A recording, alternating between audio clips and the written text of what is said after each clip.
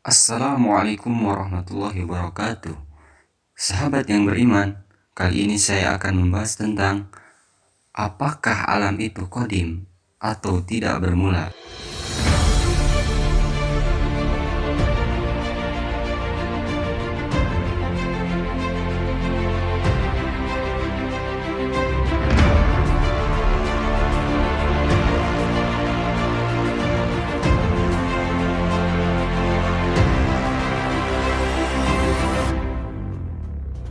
Para filsuf terdahulu menyatakan bahwa waktu yang berawal mustahil lahir dari yang kekal secara mutlak.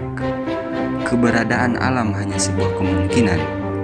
Jika setelah itu pun alam ada, kita pun masih berhadapan dengan dua alternatif. Penentu itu telah mengadakan alam atau tidak. Jika penentu itu mendorong terciptanya alam, maka alam akan tetap menjadi kemungkinan semata.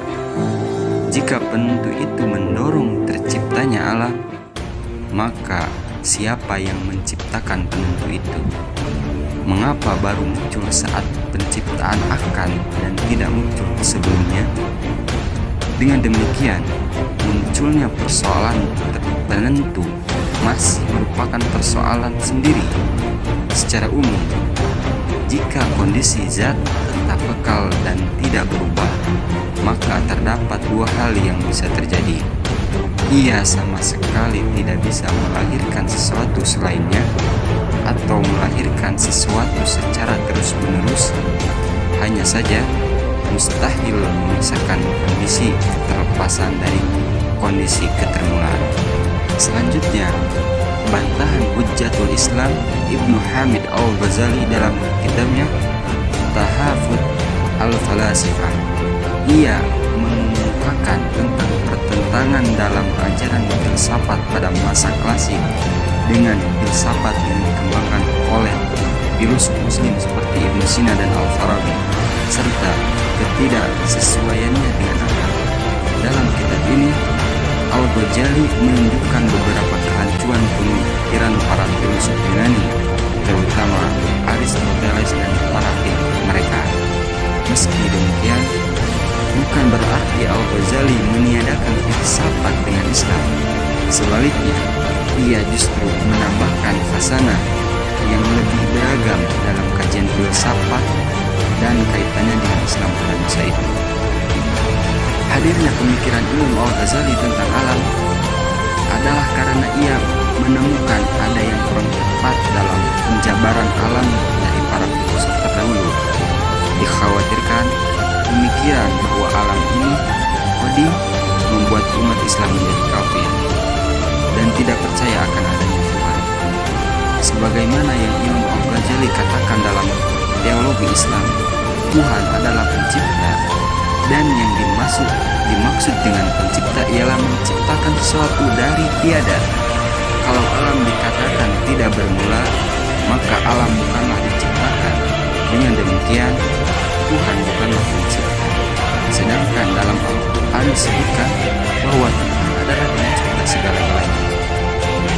Menurut Imam Al-Ghazali pun, orang Islam tidak ada yang menganut paham bahwa alam itu kekal dan tak bermula. Tuhan adalah sesuatu yang berdiri sendiri. Ia tidak membutuhkan yang lain. Sedangkan alam ini tercipta oleh Tuhan. Tidak akan ada yang lain jika yang satu tidak ada. Hal itu karena keberadaannya tidak berdiri sendiri dan membutuhkan yang lain. Jadi, tidak mungkin alam semesta itu tercipta dengan sendirinya atau sampai dikatakan qadim. Sebab yang bermula pasti mempunyai kesudahan dan alam itu diciptakan. Maka setiap yang diciptakan pasti berawal dan akan berakhir. Karenanya alam adalah baru. Dengan begitu, alam diciptakan melalui kehendak Tuhan. Terserah Tuhan mau memunculkan alam itu kapan dan bagaimana. Karena sesungguhnya ketiadaan akan berlanjut sampai batas keberlanjutan itu. Sebaliknya, wujud akan mulai wujud pada saat permulaan sudah dimulai. Jika wujud sebelumnya belum dikehendaki, maka wujud belum muncul. Wujud muncul pada saat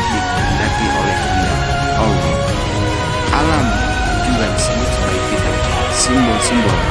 Karena segala yang ada di alam kasat mata ini merupakan simbol sesuatu yang ada di alam yang lebih tinggi. Alam semesta ini adalah yang meliputi segalanya, baik itu di luar maupun di dalam, baik hal kecil maupun hal besar. Wallahu